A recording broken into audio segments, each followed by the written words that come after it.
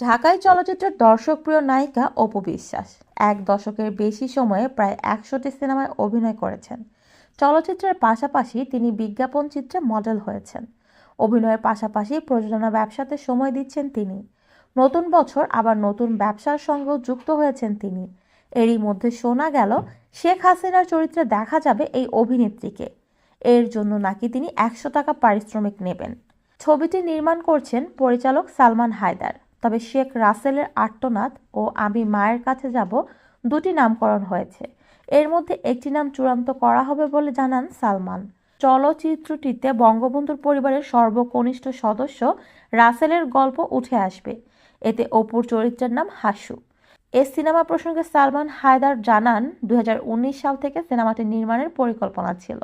এতে শেখ রাসেলের দৃষ্টি থেকে গল্পটি বলার চেষ্টা করব। তবে প্রতিটি চরিত্রই গুরুত্বপূর্ণ।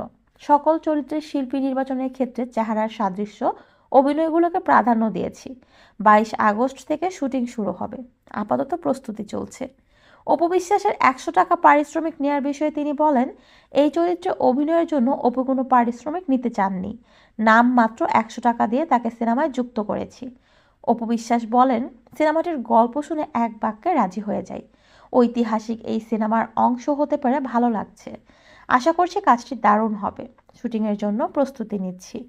এই ছবিতে আরও অভিনয় করছেন অরুণা বিশ্বাস, জিয়াউল রহমান, আমান রেজা। এছাড়া শেখ রাসেলের চরিত্রে অভিনয়ের জন্য শিশু শিল্পী খোঁজা হচ্ছে বলেও জানান নির্মাতা।